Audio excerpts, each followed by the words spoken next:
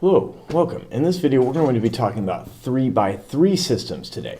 And so a 3x3 system, as opposed to a 2x2 system, it's got 3 variables and 3 equations. So we'll be bringing in a z. And so I'll start off our discussion by time out. What does it even mean to talk about, a linear equation and 3 variables? Now, this is really, we're not going to talk about this anymore after just this for a minute or two. But a linear equation in 3 variables defines a plane in space. And you talked about planes and you talked about space last year in geometry maybe a little bit. So I'm going to just show you what the graph of z equals 5 looks like. So that's my best sketch of it, right? It's a flat plane that sits 5 units above the xy plane, okay? And I think that's all I really need to say about it, except it extends infinitely. And we can also graph something like 3x plus y plus 4z equals 12 by plotting intercepts, kind of like we plotted intercepts of lines that were graphed in standard, or that were written in standard form. So if we want to know the x-intercept, we set y and z equal to 0. Okay, so we say x is 4.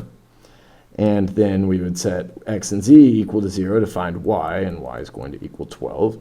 Then we would set x and y equals 0 to find the z-intercept. 4z equals 12, z equals 3. So I need a little bit of x, y, and some z as well. Okay, so z is going to be 3, x is going to be 4, and y is going to be 12. And then what we can do is we can just kind of like connect these dots. And then we've got ourselves a plane. Okay, that was not a very good one, but it is a sketch. Okay, it's just supposed to be a sketch. And so when we have 3 variables and 3 equations, we've got 3 different planes that we're trying to like run into each other and see how many points satisfy all of the equations. And this is going to play out kind of the same way it played out in 2 variables, except I'm not as good at drawing those situations, so I copied them in from our linear algebra textbook. Okay. Infinitely many solutions, there's other ways that this can look too, and maybe I would actually draw that for you. They can all be 3 planes that kind of intersect in a line, kind of like a book. And then, because these planes extend infinitely, we know that there's like a whole line's worth of solutions. Okay, that's infinitely many solutions. It could be that you have 3 copies of the same plane. But when looking at 3 equations, it's pretty obvious when you're looking at 3 equations that are all the equations for the same plane because they're all proportional to one another. So that's not as often what you would see. I'm going to try to draw you the 3rd situation right now. All right, so this other infinitely many solutions case, suppose the black plane, you actually have 2 equations that are for the same plane, and then you have another one that does intersect it that isn't parallel. Then you would have all of these, like a whole line's worth of solutions right there. That's another possibility where you actually only have 2 unique planes, but they're running into each other, and that does give you infinitely many solutions. Okay, the one unique solution is going to feel very similar to how it felt in the first lesson where we had, we whittled it down and we got down to one answer for x, one answer for y, one answer for z. I'm realizing that in that whole first lesson, I didn't even really give you much on the infinitely many solutions and no solutions case. I did in class, but not on the video. Okay, so for one unique solution, that's going to be where we get, I'll write this in now since I didn't do it in the last video. X equals some number, y equals some other number, and z equals some third number. Okay, they could be the same, they could be different. Okay, over here, we're going to be led to believe that we are sitting in an infinitely many solutions case when we run into something that's always true, like 0 equals 0 or 5 equals 5, something like that. And then no solution is going to be where we run into something that's always untrue, like 1 equals 0 or 0 equals 32 or something like that. Okay, and you can see that on these 3 drawings that they drew for no solution, there's no one point that sits on all 3 planes. Okay, and that's why there would be no solution. Okay, and then over here would be a color that would show up real nicely. I tried to color over it in pink, but that one point that I colored over in pink, and that if I removed it, it's now black in the one unique solution thing, that's the one point that sits on all 3 planes. Okay, so let's move forward. Let's actually do some elimination now. Whoops, forgot about substitution. I always forget about substitution. I don't really give substitution a fair shake, I don't think, because I prefer to eliminate. But, we should definitely be showing all of these, and we should all be comfortable with all of them, right? So over here, what if I've got it, perfectly set up for a substitution, like x equals, I'm going to recommend you use substitution all the time. But also like the ones over here on the right where you have some equations that only have 2 of the 3 variables, those can be a little tricky to eliminate. So I would also recommend you do substitution on those. And I'll kind of like maybe get you started on that one and let you go the rest of the way with it. Okay, with substitution, I'm going to use x equals 3y plus 12. So maybe I'll get rid of that highlighter and I'll say, all right, 3y plus 12, I'm going to plug that in here, okay? And then it's kind of weird, but I'm going to be left with a 2x2 system, and that's going to be key, is that after our first step on these, we should always be down to a 2x2 system or better, okay? So I'm going to say 2x is 2 times 3y plus 12 plus a z equals 7. Okay, so I should probably distribute. I'd have 6y plus 24 plus z equals 7. Now, if I take 7 and I subtract 24, which I'm going to want to do, so to get 6y plus z equals just some number, I'm going to have 7 minus 24 is negative 17. Okay? And then I also have this other equation, this middle equation, 2y minus 3z, that's equal to negative 9. And so what I'm thinking I'm going to do is I might... Well, I could multiply the first equation by 3, but I don't really want to multiply 17 by 3. That sounds like the type of thing I would make an error on. Even though I know it's 51, like I'm thinking it would be better for me to multiply the bottom equation by negative 3 and eliminate it on y. So I'm going to do that. So I'm going to say, all right, I might say, all right, so if this is equation 1, equation 2, and equation 3, I just made equation 4 and equation 5. So I'm going to do equation 4 plus negative 3 of equation 5. Okay. And now I'm doing elimination right now, but I did the substitution as my first step. Okay. And because like if you choose substitution at your first step, you don't have to do substitution all the rest of the way through. You're going to choose whichever way seems best for you.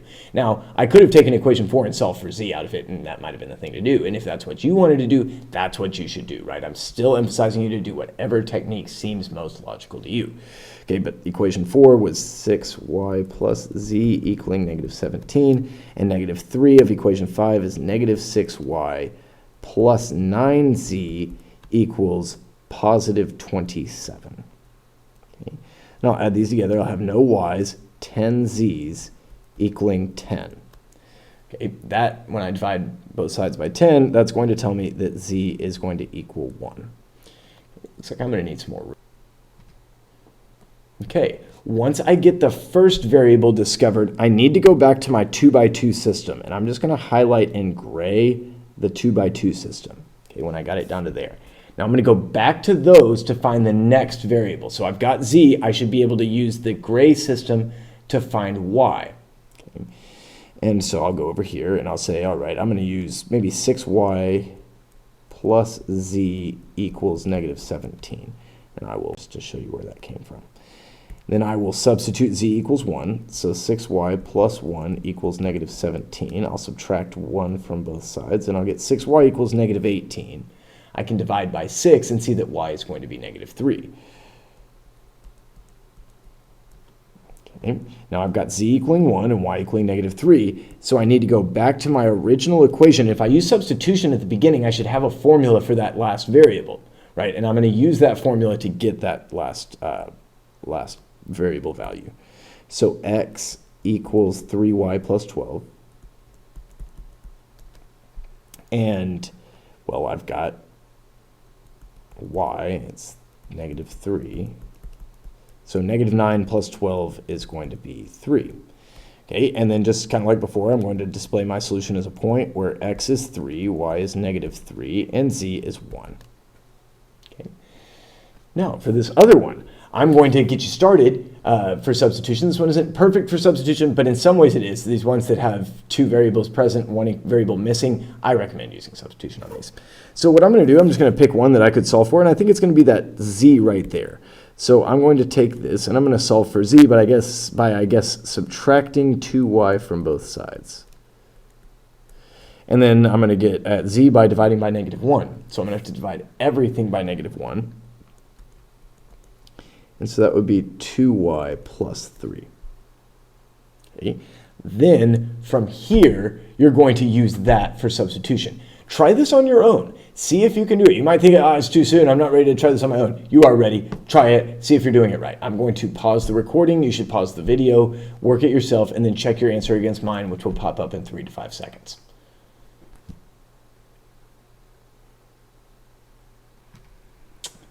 All right, there you go. So I substituted on the second equation, or I tried to, and I said, well, there's no z's to substitute on there. So, well, I just copied in the equation, negative 2x plus 3y equals 10. Then there was a z to substitute on the third equation, so I did that, collected up all the terms, and got 4x plus 6y equals negative 20. This one was a little tricky because it looked like it was going to come back infinitely many solutions, right? It looked like the equations were proportional to one another. But then there was that sign issue on y, I guess. And so I got equation 4 and equation 5, labeled them in gray like I had, and then eliminated on them, right, going from there up to here. And then I eliminated, found that y was equal to 0, and so I went back to my 2 by 2 system, used one of my equations for my 2 by 2 system to discover x, and then I went back to my variable that I substituted on to find z, right, and I got z equal 3, so negative 5 and 0 and 3. And that's a pretty good picture of substitution. We're mostly going to use elimination for 3 by 3. So let's get to it. Let's eliminate. So first things first, you got to pick a variable to eliminate. And you're going to pick it and you're going to stick with it, whatever it is. And so in the first one on the left, which is what I'm going to do for you, it looks like y and z are both pretty easily eliminated. I'm seeing that plus y and that minus y. I'm seeing that same minus z and plus z. And I want to add those together to eliminate. But I can't do both. I got to pick one or the other. I'm going to pick y, okay, just because. And so I'm going to say my plan is going to be eliminate y.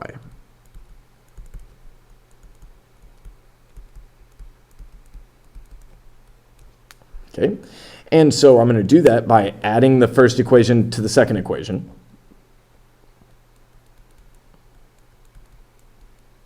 Okay, so I'm going to copy them. X plus y minus z equals 6, and 2x minus y plus 2z equals negative 6. And maybe you say, I can do this in my head. If you can, good for you. Just write it down. But I find that when I try to do that, I can lead myself to algebraic errors sometimes. So when I add these all together, I'm going to get x plus 2x is 3x, y minus y is 0, and negative z plus 2z will be 1z. And that will be 6 minus 6 is 0.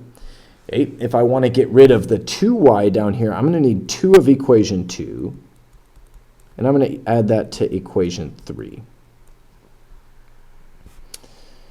All right, and so I'm going to say, what am I doing here? 2 of equation 2, 4x negative 2y plus 4z equals negative 12, just doubling everything. And then just copying equation 3, negative 3x plus 2y plus 1z equals negative 2. Okay. When I add these together and I get 4x minus 3x is 1x, no y's, 5 z's. That's equal to negative 14. And here I have myself a 2 by 2 system. Okay, just like before. Always after your first step, you should be down to a 2 by 2 system. And my plan was I eliminated y, and I did. I'm down to x and z. Okay, now from here, I can use substitution or elimination. I mean, if you know me, you know I strongly prefer elimination, but I'm looking and seeing 3x plus z equals z. I mean, pretty nicely set up for substitution. So I'm going to say, all right, z equals negative 3x. And then x plus 5 times z, which I now know is negative 3x, that equals negative 14. All right, so x minus 15x equals negative 14. So that's like negative 14x equals negative 14. So it feels to me like x is going to need to equal 1. Okay, great. Z is negative 3 times x. Well, that will mean z is going to be negative 3. And then I should be able to find y out of one of my original equations, right? Notice that I'm discovering x, then z, because those are the two in my 2 by 2 system. And then lastly, I'll be discovering the variable that I eliminated at the beginning. Okay. So I can use any of the original equations. I might do x plus y minus z equals 6. Okay. And I'll be using that equation and plugging in x and z, which I already know. So 1 plus y minus a negative 3, that's going to equal 6. And all right, so that's going to be 1 plus 3 is y plus 4 equaling 6. That means y needs to equal 2. Okay, now that I've got x and y and z, I'm going to report my solution. That'll be 1, 2, and negative 3. Uh-oh. All right, now I think you should try this one on your own. Okay, now you're going to have to use some multiplication by negative numbers here to make it all work, but I think that you'll be able to do that. Okay, well, I'm saying maybe I'll tell you what my plan is for when you're working it on your own. Oh no, I tried to shrink that work up. It's not going well. So I'm thinking I'm going to eliminate on z. You could eliminate on x. It looks like it's going to be actually the exact same. And so I would do, like, I don't know, maybe negative 2 of equation 1 plus equation 2 to eliminate that positive 2z, and then negative 1 of equation 1 plus equation 3 to get rid of this z right there. But, you can do whatever you want. So I'm going to say, all right, you try this on your own. I'm going to pause the recording and just copy in my solution. And, in just a few seconds, the answer will pop up, and you can check your work against mine.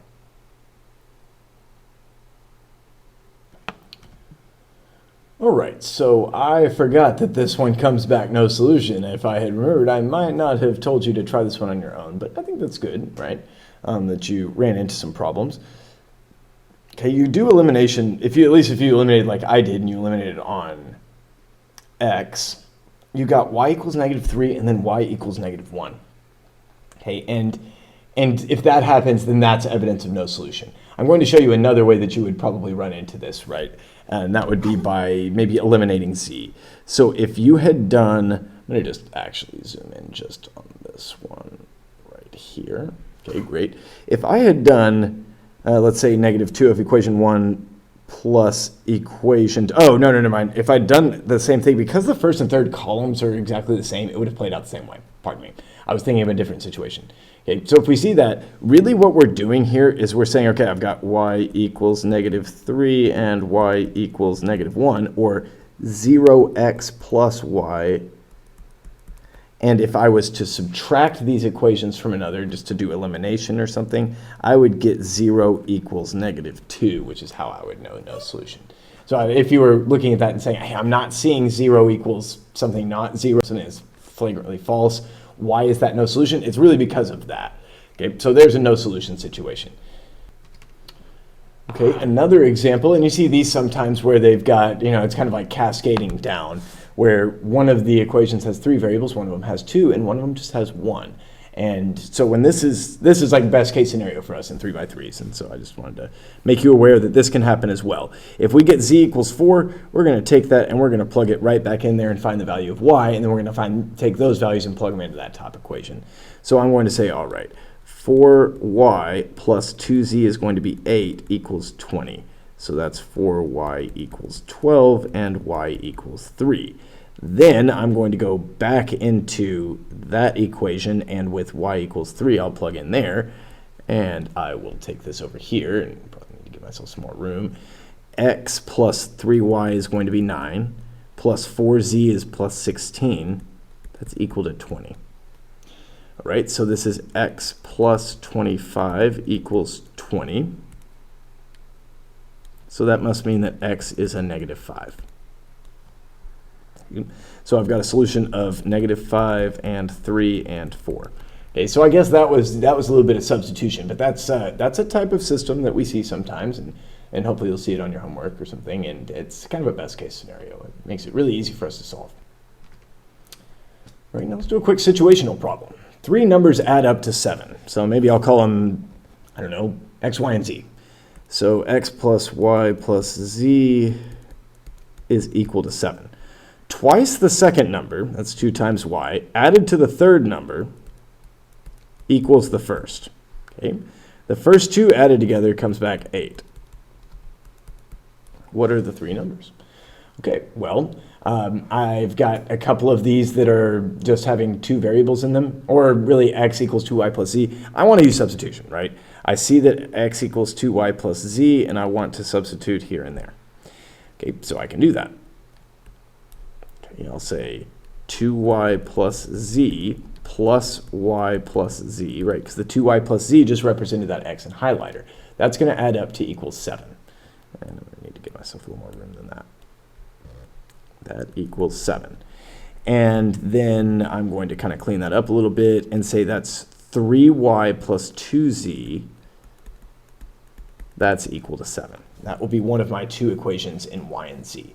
Then I'm going to not substitute on the middle equation because that's the one that I'm using for substitution. If I substitute on that one, I'm going to get 0 equals 0, and it's going to falsely lead me to believe I have infinitely many solutions. Don't do that, right? Substitute on the other two equations, not the one that you use to discover the substitution relationship.